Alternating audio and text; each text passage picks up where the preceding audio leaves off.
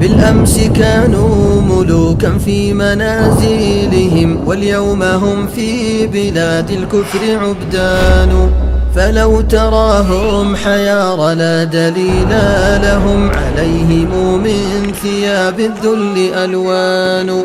فلو تراهم حيار لا دليل لهم، عليهم من ثياب الذل ألوان.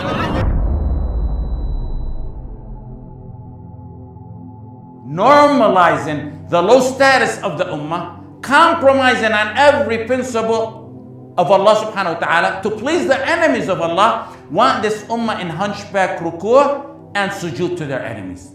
Everything is subject to compromise except criticizing the tawaghit of the West and the East in what they want, what those tawaghit want.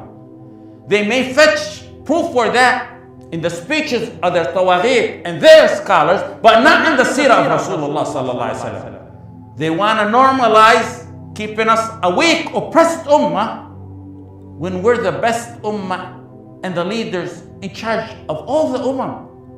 This is the deen of highness.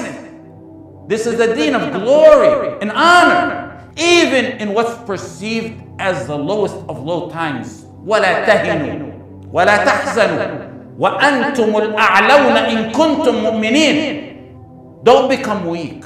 Don't falter. Don't grieve. Don't be sad. You're superior. You're victorious if you're a true believer. If you're a true believer. That verse was revealed, وَلَا تَهِنُوا, right after one of the most difficult times that the Sahaba endured against their enemies, after the battle of Uhud. Even in the most difficult times, Allah wants you to feel izzah. After what happened in Uhud, Allah says, وَأَنْتُمُ الْأَعْلَوْنَ, you're superior, you're victorious.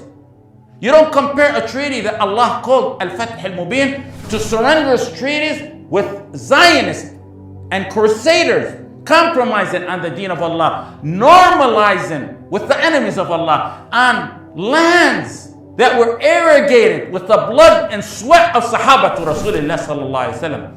You don't compare a treaty called Al-Fath Al-Mubin to treaties in submission to the United Nations, submitting this honorable, noble ummah to the mercy of their enemies and the laws of the tawaghit.